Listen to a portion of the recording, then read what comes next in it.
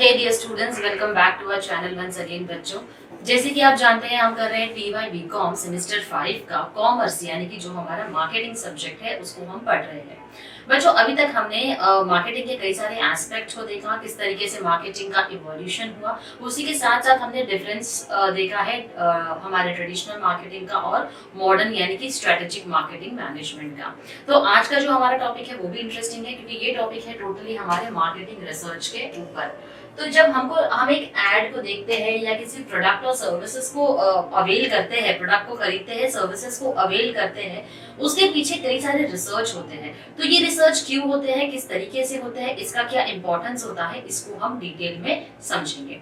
Start करते हैं आज का हमारा लेक्चर, जो कि मार्केटिंग रिसर्च के ऊपर है। अमेरिकन मार्केटिंग एसोसिएशन ने मार्केटिंग रिसर्च को कुछ इस तरीके से डिफाइन किया है। मार्केटिंग रिसर्च में एग्जैक्टली होता क्या है? ये एक सिस्टमैटिक यानी कि प्रोसीजर फॉलो करता है। सिस्टमैटिक गैदरिंग का मतलब होता है यहाँ पर कलेक्ट करता है। क्या करता है? कलेक्ट। हम पढ़ेंगे वो है इंफॉर्मेशन। रिकॉर्ड करता है, उस इंफॉर्मेशन को सिर्फ कलेक्ट नहीं करता है, उसको अपने पास रखता भी है, सेव भी करता है कि ओके ये सारी इंफॉर्मेशन हमारे काम की है। अब इस इंफॉर्मेशन को एनालाइज करता है। एनालाइज करने के बाद में analysing of data about problems relating to marketing of goods and services. Goods and services की मार्केटिंग से रिलेटेड जितनी भी प्रॉब्लम्स होती है उसको क्या करता है? डिटेल में एनालाइज करने का जो काम होता है, बस हम उसी को बुलाते हैं मार्केटिंग रिसर्च। अब मार्केटिंग रिसर्च के कुछ मेन फीचर्स है बच्चों। डेफिनेशन में ही आपको कई सारे फीचर्स जो है वो देखने मिल जाएंगे। जैसे कि सिस्टमैटिक प्रोसेस, मैंने आपको कहा ये एक सिस्टमैटिक प्रोसीजर फॉलो करता है। Okay, marketing research is a systematic process to identify and to solve marketing problems. Marketing से रिलेटेड जितने भी प्रॉब्लम्स हैं हम उनको आइडेंटिफाई करते हैं ताकि उन प्रॉब्लम्स के सॉल्यूशन को हम ढूंढ सकें। अब ये जो प्रोसेस है इसके अंदर क्या इन्वॉल्व होता है? सबसे पहले तो आपको मार्केटिंग की प्रॉब्लम आइडेंटिफाई करनी है, उसी के हिसाब से एक रिसर्च डिजाइन यानी कि एक प्लान आपको बनाना है जिससे कि आप रिसर्च कंडक्ट कर सकते हैं। अब आपको रिसर्च कंडक्ट करते वक्त कुछ इंफॉर्मेशन की जरूरत होती है, वो है आपका डेटा। तो ये डेटा को हम कैसे कलेक्ट करते हैं? एक तो प्राइमरी मेथड से, जहां पर सर्वे होता है, क्वेश्चनर्स होता है, और दूसरा आता है हमारा सेकेंडरी डेटा। सेकेंडरी सोर्सेज हमारे क्या होते हैं? जो ऑलरेडी बने हुए होते हैं, जैसे कि न्यूज़पेपर्स या फिर मैगजीन्स या फिर किसी जर्नल्स में या किसी आर्टिकल्स में ऑलरेडी कोई इंफॉर्मेशन दी होगी, या इंटरनेट, ये हमारे सेकेंडरी सोर्स होता है। अब इस डेटा को कलेक्ट करने के बाद हम इस डेटा को प्रोसेस करते हैं, आगे ले जाते हैं। उसके बाद उस डेटा को पूरी तरीके से एनालाइज करते हैं और उसको इंटरप्रेट करते हैं। इन शॉर्ट उस डेटा को हम डिकोड करने की कोशिश करते हैं, जो भी मार्केटिंग प्रॉब्लम से रिलेटेड हमने इंफॉर्मेशन गैदर की है। फिर प्रिपरेशन ऑफ रिसर्च रिपोर्ट, हम क्या करते हैं? अब जब इंफॉर्मेशन कलेक्ट कर लिया है हमने, अब हम उसके ऊपर एक डिटेल रिसर्च रिपोर्ट बनाते हैं। अब इस रिसर्च रिपोर्ट के अंदर हमको कुछ इंफॉर्मेशन भी मिलती है जिसको हम रिसर्च फाइंडिंग के नाम से जानते हैं। यानी कि जब थ्रू आउट मैंने रिसर्च किया तो उस रिसर्च के अंदर मैंने क्या प्रॉब्लम्स पाए हैं, मुझे क्या प्रॉब्लम्स एनकाउंटर करने मिले हैं और उसका क्या सोल्यूशन हो सकता है। रिव्यू और follow up of action taken, अब उन प्रॉब्लम्स को सॉल्व करने के लिए मैंने क्या एक्शन लिया है और वो एक्शन का इम्पैक्ट किस हद तक है, यानी कि मेरे एक्शन लेने की वजह से क्या वो प्रॉब्लम सॉल्व हो पाई है या फिर वो प्रॉब्लम बढ़ते ही गई है। तो इसको हम क्या करते हैं? पूरी तरीके से रिव्यू करते हैं और अकॉर्डिंगली इस पे एक्शन लेते हैं। तो ये हमारा सबसे पहला फीचर है जो बोलता है सिस्टमैटिक प्रोसेस। सेकेंड आता है हमारा स्पेसिफिक इन नेचर। तो मार्केटिंग रिसर्च जो है वो बड़ा ही स्पेसिफिक है। It is undertaken to solve specific problem. हमारी प्रॉब्लम यहाँ पर डिफाइंड है, हम कोई बहुत सारी प्रॉब्लम्स को नहीं ढूंढ रहे हैं, हमारी एक डिफाइंड प्रॉब्लम है, हम उसी को क्या करते हैं? ढूंढ रहे हैं, इसीलिए हम बहुत ही ज्यादा स्पेसिफिक हैं। Therefore, the marketing manager collects and analyzes the data relevant to the specific problem. इसीलिए हम इंफॉर्मेशन भी वही कलेक्ट करते हैं जो कि स्पेसिफिक होगी किसके बारे में? हमारी मार्केटिंग प्रॉब्लम से related. For example, if marketing research is undertaken to fix the right price for a new product or to modify the price of an existing product, marketing manager will collect relevant data regarding pricing of competitors' product. अच्छा, हम market research कर रहे हैं किसके ऊपर? Pricing के ऊपर, या तो न्यू प्रोडक्ट का प्राइस हमको कोट करना है, उसके ऊपर हम रिसर्च कर रहे हैं, या फिर एग्जिस्टिंग प्रोडक्ट के प्राइस को ही हम क्या करना चाहते हैं, मॉडिफाई करना चाहते हैं, चेंज करना चाहते हैं। अब इसके लिए हम क्या इंफॉर्मेशन गैदर करेंगे, एक तो कॉम्पिटिटर के प्रोडक्ट की प्राइसिंग क्या है, हमारा जो प्रोडक्ट है उसकी डिमांड क्या है मार्केट में, हमारे कस्टमर्स किस प्रकार के हैं, और उसी से रिलेटेड जो भी अदर इंफॉर्मेशन होगी उन सारी इंफॉर्मेशन को हम क्या करते हैं, कलेक्ट करते हैं। इसीलिए हम सिर्फ और सिर्फ रेलेवेंट इंफॉर्मेशन ही लेते हैं, दुनिया भर की इंफॉर्मेशन की हमको जरूरत नहीं है। फिर आता है हमारा स्कोप। अब मार्केटिंग रिसर्च का स्कोप क्या है? सबसे पहले तो हम प्रोडक्ट रिसर्च करते हैं, जो कि प्रोडक्ट के फीचर्स और पैकेजिंग से रिलेटेड होता है। प्रमोशन रिसर्च, जहां पर हम प्रमोशन मिक्स का इस्तेमाल करते हैं, जहां पर हम पब्लिसिटी भी यूज कर सकते हैं, एडवर्टाइजिंग भी यूज कर सकते हैं, सेल्स प्रमोशन भी यूज कर सकते हैं। फिर आता है हमारा प्राइसिंग रिसर्च। जैसे मैंने आपको बोला कि प्राइसिंग से रिलेटेड जो भी इंफॉर्मेशन है वो आप क्या करते हैं, सर्च करते हैं। फिर आप प्लेस रिसर्च कर सकते हैं, हमारा जो चैनल्स ऑफ डिस्ट्रीब्यूशन है वो हमारा प्लेस रिसर्च होता है कि कैसे हमारे किस प्रकार के कस्टमर्स है और कहां तक हमको अपना सप्लाई चेन जो है वो बढ़ाना है। अप्लाइड रिसर्च, मार्केटिंग क्योंकि ये कंडक्ट की जाती है स्पेसिफिक प्रॉब्लम को सॉल्व करने के लिए, जो कि बहुत ही कमर्शियल होती है और जरूरी भी होती है। Marketing research is subject to commercial considerations. It is not a fundamental research but an applied research as it is used to solve specific marketing problems.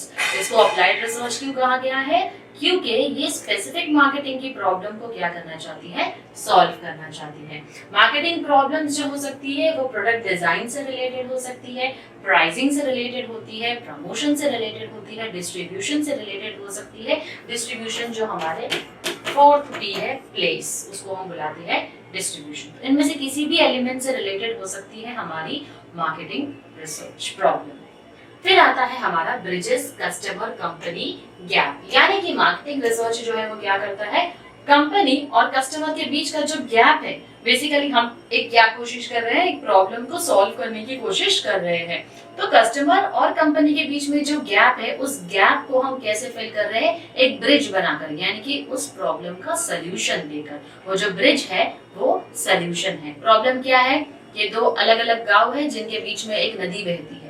तो एक कंपनी है, एक कस्टमर है, इनके बीच में जो नदी बह रही है वो क्या है, प्रॉब्लम। अब इस नदी के बहते हुए एक गांव से दूसरे गांव में जाना होगा तो तैर कर जाना होगा, जो हर किसी के लिए पॉसिबल नहीं होगा। तो इसका सोल्यूशन क्या है, इसके लिए हम एक ब्रिज बना सकते हैं। तो बस इसी प्रकार मार्केटिंग का जो प्रॉब्लम है वो भी मार्केटिंग रिसर्च के जरिए सॉल्व किया जा सकता है। Marketing research bridges the gap between producers and the consumers. तो प्रोड्यूसर और कंज्यूमर के बीच का जो गैप है उसको खत्म करता है हमारा marketing research. Company comes to know more about its consumers, their likes, dislikes, taste, preferences and buying patterns. तो कंपनी जो होती है वो यहाँ पर क्या करती है, अपने कंज्यूमर्स को और अच्छे से जानती है, उनके लाइक्स क्या है, डिसलाइक क्या है, उनके टेस्ट क्या है, हैबिट क्या है, प्रेफरेंसेस क्या है, बाइंग पैटर्न्स क्या है, क्या वो संडे के दिन ही बहुत ज्यादा शॉपिंग करती है या फिर कोई फेस्टिव ओकेजन पर ही शॉपिंग करती है, या ओकेजनली जो मार्केटिंग में ट्रेंड में चल रहा है तभी भी शॉपिंग करती है। तो इस तरीके से आपको कस्टमर्स के बाइंग बिहेवियर का पता चलता है।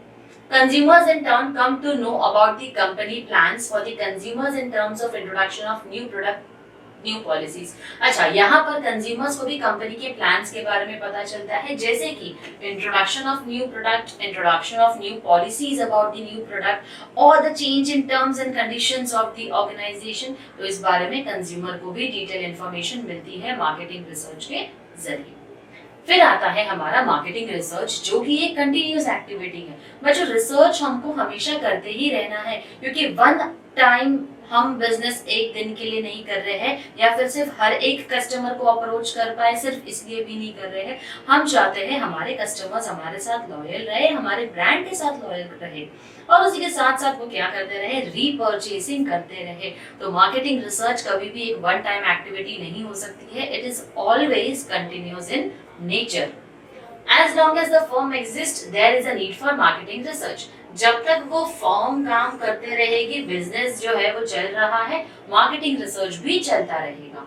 Marketing problems arise on a continuous basis due to changes in environment. अब जैसे मैंने बोला कि ये कंटिन्यूअस एक्टिविटी है। क्यों कंटिन्यूअस एक्टिविटी है? क्योंकि चैलेंजेस आपको हमेशा देखने मिलेंगे। फॉर एग्जांपल, एनवायरनमेंट में चेंज आना, जैसे कि कस्टमर एक्सपेक्टेशंस चेंज हो गई, changes in competitors strategy, government policies में चेंज आना। तो एक्सटर्नल एनवायरनमेंट को हम किसी तरीके से कंट्रोल नहीं कर सकते। एक्सटर्नल एनवायरनमेंट में चेंज आता है तो उसका इम्पैक्ट डायरेक्टली हमारे बिजनेस के ऊपर होता है। तो क्योंकि ये एक बहुत बड़ा चैलेंज है, इसीलिए मार्केटिंग रिसर्च जो है वो हमें करते रहना होता है।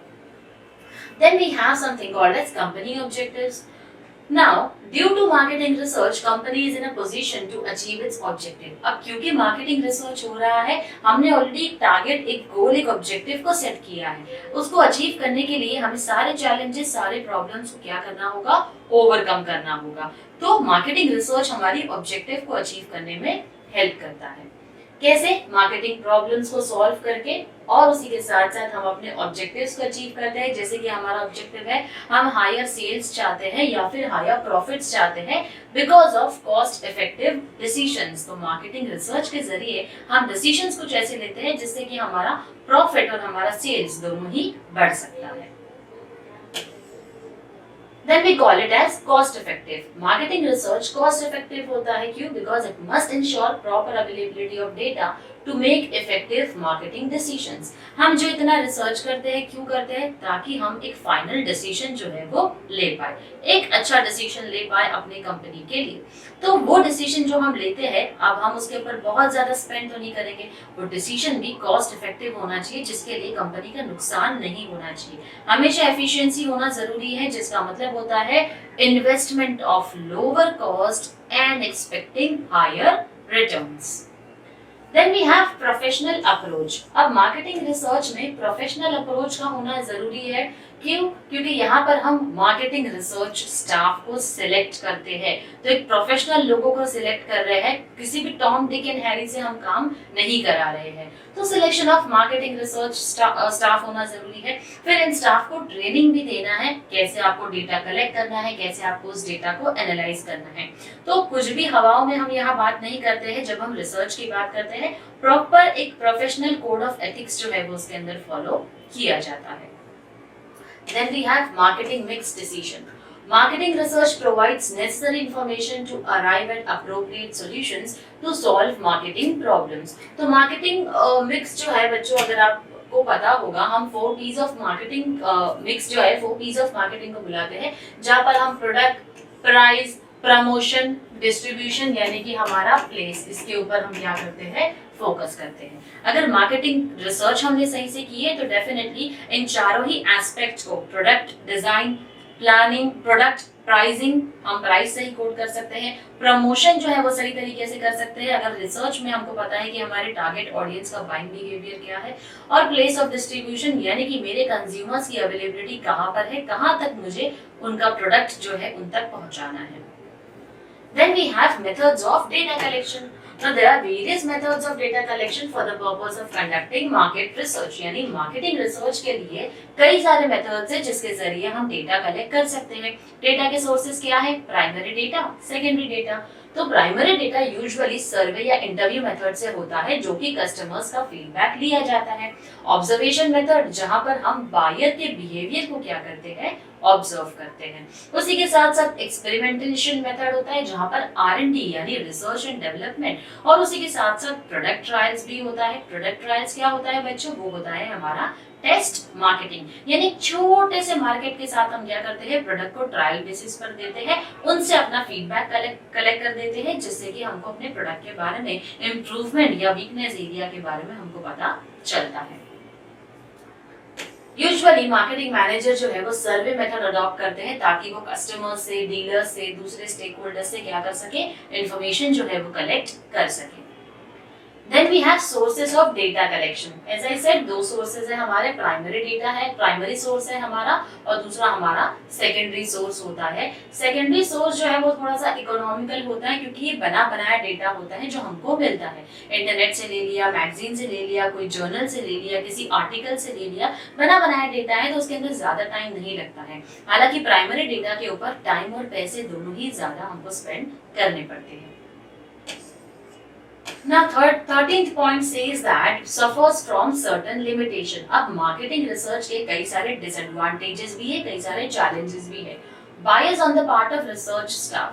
अब जो रिसर्च स्टाफ रिसर्च कर रहा है, जरूरी नहीं है कि उसने रिसर्च जो है वो एकदम माइंड को अनबायस्ड रख के किया होगा. उसको जो इन्फॉर्मेशन पसंद आई होगी उसने वो इन्फॉर्मेशन को लिख लिया होगा. इनकंसिस्टेंट और incomplete responses of the respondent.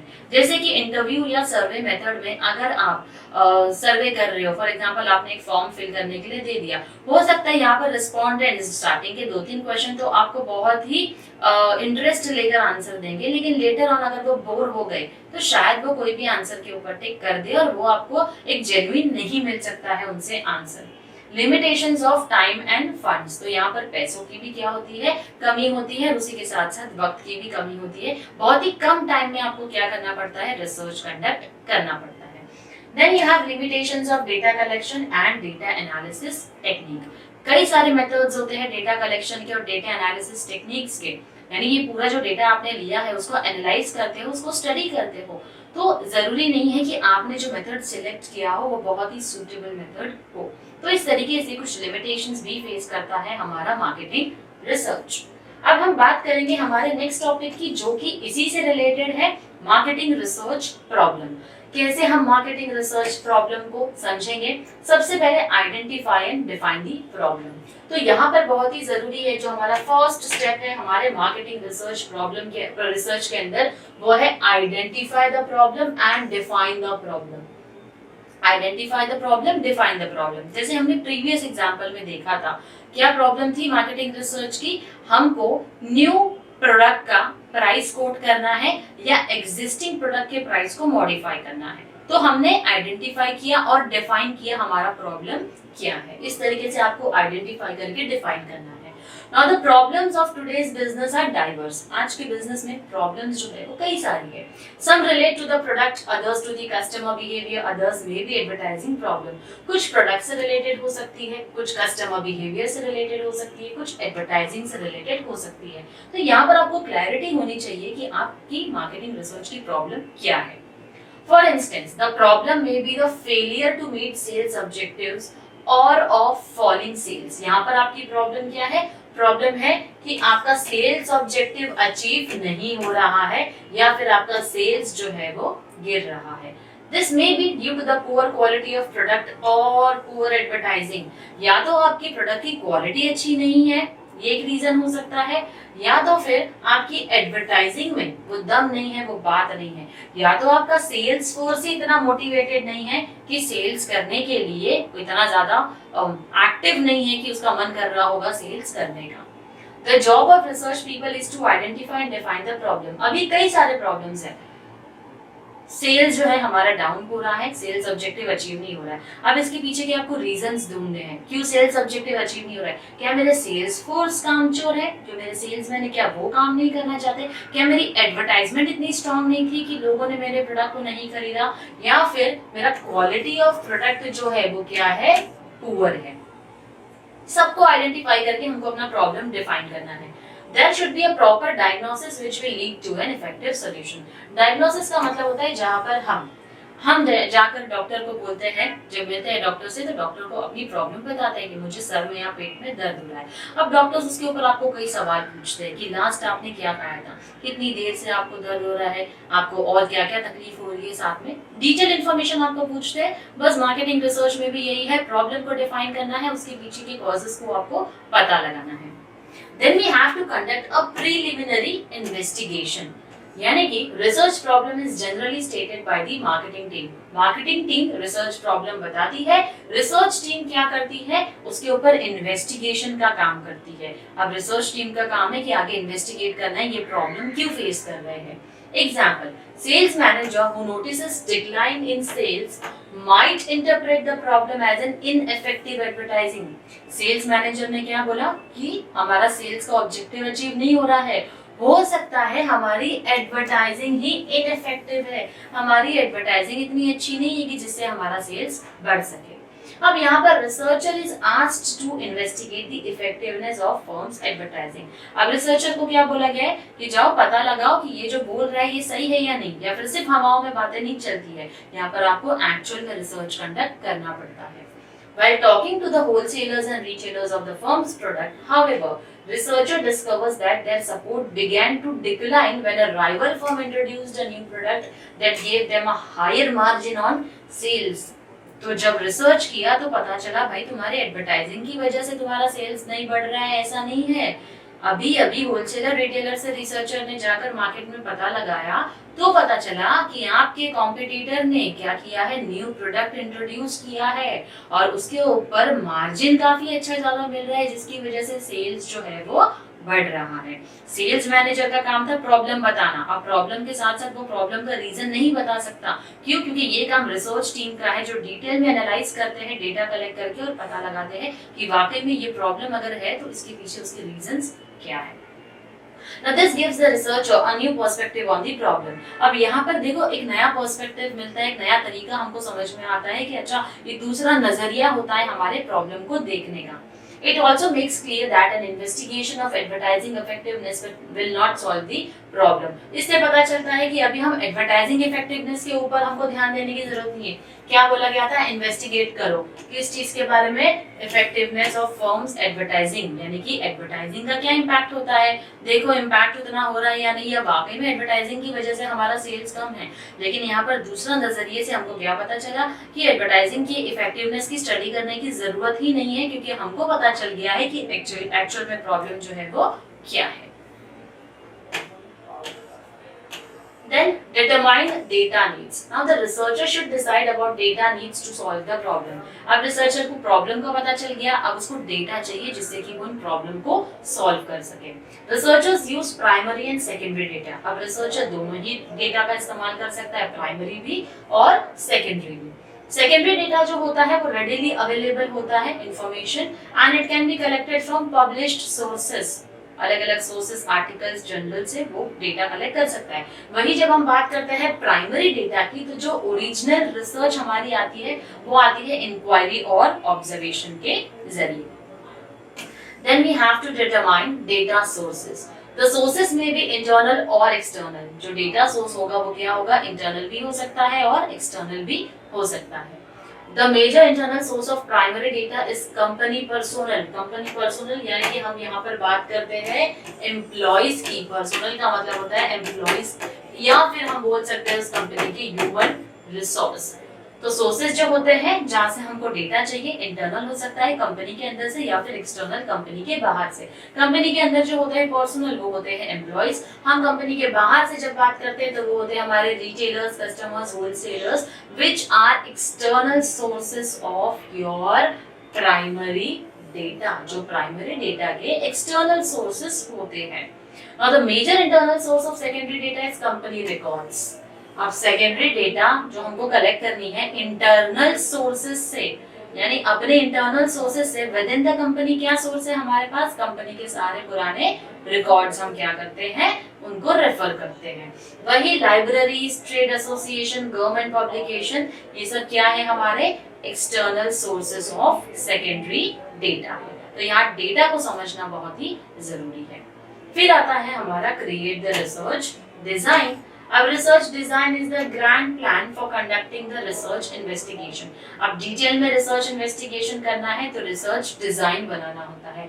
It provides guidelines to the researcher to keep a track of his actions and to know whether or not he is moving in the right direction in collecting the data. Research design एक plan of action बनाता है जिससे कि उसको पता चल रहा है कि मैं सही दिशा में जा रहा हूँ अपने रिसर्च की तरफ या फिर नहीं। Whatever may be the nature of research problem, all research designs contains the following elements. Her research design के अंदर ये elements होता ही है. Statement of research problem, कितना टाइम लगेगा उस रिसर्च के लिए, कौन सा डेटा जो तुमको कलेक्ट करना है, एरियाज ऑफ डेटा कलेक्शन, क्या क्या रिसोर्सेज की आपको जरूरत पड़ेगी, टेक्निक्स क्या है डेटा कलेक्शन की और डेटा एनालिसिस की. बेसिकली हम सॉफ्टवेयर का इस्तेमाल करते हैं जब हमको सारा डेटा एनालाइज करना होता है तब. यूनिवर्स ऑफ रिसर्च, आपका सैंपल साइज कितना है, कितने लोगों के ऊपर आप क्या कर रहे हो, रिसर्च कर रहे हो, आपने डेटा कितना लिया, 100 लोगों का, 200 का, 500 का, 1000 का, वो सब आपको आपके रिसर्च डिजाइन में लिखना होता है. Then we have to design questionnaire. एक बार हमने रिसर्च डिजाइन बना दी, अब हम बनाएंगे हमारे डिजाइन क्वेश्चनर, यानी कि डेटा से रिलेटेड हम क्वेश्चनर बनाएंगे. किस तरीके की इंफॉर्मेशन चाहिए, किस टेक्निक का हम इस्तेमाल करने वाले हैं, रिसर्च कैसे कंडक्ट होगा, ईमेल करेंगे, पर्सनली हम जाकर लोगों से मिलेंगे, टेलीफोन पर डेटा कलेक्ट करने वाले हैं, क्या टेक्निक है डेटा कलेक्शन की उस क्वेश्चनर के थ्रू, वो आपको डिसाइड करना है. Then you have to design sample of respondents. Now, market research is always restricted by shortage of time and other resources. Therefore, few persons are selected to represent thousands of people in the market. यानी कि यहाँ पर आप क्या करते हैं, आपको कई सारे हजारों लोगों में से कुछ लोगों को सिलेक्ट करना पड़ता है, वो आपका सैंपल साइज होता है. However, the sample so selected must represent the total population under study.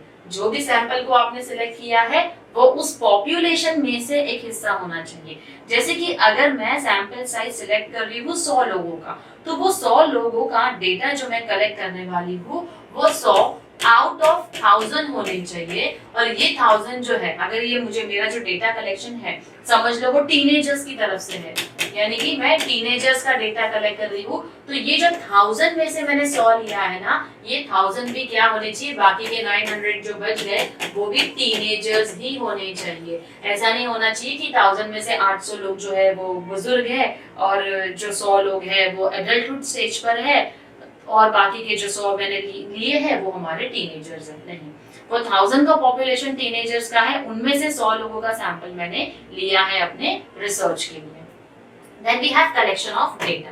Now problem solving के लिए क्या चीज की जरूरत है, डेटा के कलेक्शन की. Now as mentioned earlier, information can be collected from various sources. Internals भी कलेक्ट कर सकते हो कंपनी के इंटरनल रिकॉर्ड से या फिर पर्सनल से, एक्सटर्नल भी खरीद सकते, आप कलेक्ट कर सकते हो डेटा जो कि आपके कस्टमर्स होते हैं, होलसेलर्स होते हैं, रिटेलर्स होते हैं, और पब्लिश्ड डेटा जो होता है आप उससे भी क्या कर सकते हो, आप डेटा कलेक्ट जो है वो कर सकते हो. Now, the researcher should note that information is up to date and free from bias. किसी भी तरीके की biasedness उसके अंदर नहीं है. Information has to be up to date. Data is objective and relevant to the needs of problem. Data जो है वो objective है, यानी कि कुछ तो objective है जिसके बेसिस पर आप अपना डेटा कलेक्ट कर रहे हो और प्रॉब्लम से रिलेटेड होना चाहिए. Data is complete in all respects. और इसके साथ साथ जो भी डेटा कलेक्ट करोगे पूरा कंप्लीट होना चाहिए, सारी इंफॉर्मेशन आप तक आनी चाहिए. इनकम्प्लीट डेटा यानी कि आपके रिसर्च प्रॉब्लम सॉल्व नहीं हो पाएगी. Then we have to organize the data. अब डेटा कलेक्ट करके हमारा काम खत्म तो नहीं होता है, अब हमको उस पूरे डेटा को क्या करना होता है, ऑर्गेनाइज करना होता है, सीक्वेंसिंग करना होता है. It accounts for major part of any research work. Data when collected is mostly available in crude form and as such it has to be processed. तो डेटा आपने जहाँ से भी कलेक्ट किया, अब कई सारा डेटा आता है आपके पास में, उन सारे डेटा को, जैसे कि अगर मैंने 100 लोग का टीनेजर्स को लिया है, अब उसमें से 100 में से हो सकता है 10 लोग 18 इयर्स वाले होंगे, 20 लोग होंगे जो कि 20 इयर्स वाले होंगे, 30 लोग होंगे जो कि 19 इयर्स के होंगे. तो अब ये ऑर्गेनाइज करना है मुझे, सारे डेटा को सीक्वेंस में लाना है. कितने लोगों ने इस क्वेश्चन का जवाब यस में दिया है, कितने लोगों ने नो में दिया है, उसको प्रॉपर तरीके से मुझे क्या करना होगा, उस डेटा को क्या करना होगा, एडिट करना होगा, और जितनी भी अननेसेसरी या इररिलेवेंट डेटा होगा उसको मुझे क्या करना है, बाहर निकालना है. Then we have to analyze and interpret the data. Purpose of analyzing data is to establish a relation between the information and the problem. अब आप डेटा को क्यों एनालाइज कर रहे हो, रिव्यू कर रहे हो कि जो भी मैंने हाइपोथेसिस रखा है, जो भी रिसर्च प्रॉब्लम रखा है, क्या उसके बेसिस पर मुझे इंफॉर्मेशन मिली है, क्या उतनी रेलेवेंट इंफॉर्मेशन मिली है, क्या मेरा हाइपोथेसिस प्रूफ हो रहा है. हाइपोथेसिस का मतलब होता है बेसिकली एजम्पशंस जो आप अपने रिसर्च प्रॉब्लम के लिए लिखते हो. तो क्या मेरा हाइपोथेसिस प्रूफ हो रहा है, हाइपोथेसिस से रिलेटेड इंफॉर्मेशन कलेक्ट हो पाई है मेरी, और उस उसी के साथ साथ आप उस डेटा को इंटरप्रेट करते हो। डेटा इंटरप्रिटेशन का मतलब होता है आप उनको बार डायग्राम्स या फिर चार्ट फॉर्म में प्रेजेंट करते हो। यानी कि 18% of the population has said yes to this question, 18% yes बोलते हैं, रिमेनिंग 72% नो बोलते हैं। तो इस तरीके से आप अपने डेटा को हर एक क्वेश्चन के लिए क्या करते हो, उसका इंटरप्रिटेशन करते हो। Then you have to prepare a research report. अब ये सब करने के बाद हमको क्या करना होता है, इतना रिसर्च कंडक्ट किया तो उसकी रिपोर्ट भी बनानी होती है, क्योंकि मार्केटिंग रिसर्च प्रॉब्लम सॉल्व कर रहे हो अगर आप और रिपोर्ट ही नहीं बनाई है तो फिर उसका कोई मतलब, ये सारी एक्टिविटी आपकी वेस्ट हो जाएगी। तो आपको क्या करना है, अपनी रिसर्च रिपोर्ट बनानी है। इस रिसर्च रिपोर्ट को आप कुछ पैराग्राफ्स और चैप्टर्स में डिवाइड करते हैं। जैसे कि आपने सबसे पहले लिख दिया टाइटल ऑफ द रिपोर्ट, आपका जो मार्केटिंग प्रॉब्लम है वो आप लिख देंगे। इंडेक्स में लिखेंगे कौन से चैप्टर्स आप इंक्लूड कर रहे हैं, डिटेल में उसका सिनॉप्सिस होगा, इंट्रोडक्शन होगा, आपने रिसर्च के लिए किन मेथड्स का इस्तेमाल किया है, आपकी फाइंडिंग्स क्या है, लिमिटेशंस क्या है आपके रिसर्च के, और उसी के साथ साथ conclusion, recommendation and appendix followed by bibliography, यानी कि आपके क्या सोर्सेस थे। अपेंडिक्स यानी कि आपके क्या क्वेश्चंस आपने पूछे हैं, बिब्लियोग्राफी यानी कि आपके रेफरेंस सोर्सेस क्या है, आपने बुक्स का, जर्नल्स का, कंपनी रिकॉर्ड्स का, वेबसाइट्स का या फिर कोई और सोर्स का इस्तेमाल किया है, वो सारे सोर्स आपको एज रेफरेंस अपनी बिब्लियोग्राफी में मेंशन करने होते हैं। फिर आता है आपका follow up of the report. Report जो है वो हम प्रेजेंट करते हैं कंसर्न मैनेजर को, और रिसर्चर जब फाइंड आउट करता है जो भी रिपोर्ट के अंदर प्रॉब्लम है या फिर जो भी उसने रिकमेंडेशन सजेशन दिया है क्या वो इम्प्लीमेंट हुआ है, अगर इम्प्लीमेंट हुआ है तो उसके रिकमेंडेशंस क्या होते हैं, उसके सजेशंस क्या होते हैं, सक्सेसफुल होते हैं। तो ये होता है बच्चों हमारा मार्केटिंग रिसर्च, और इसी के साथ साथ हमने उसके पूरे प्रोसीजर को डिटेल में भी पढ़ा है। तो यहाँ पर हमारा आज का लेक्चर कंप्लीट होता है। मिलती हूँ आपसे अपने नेक्स्ट लेक्चर में एक न्यू टॉपिक के साथ। Till then stay tuned to our channel. Thank you very much.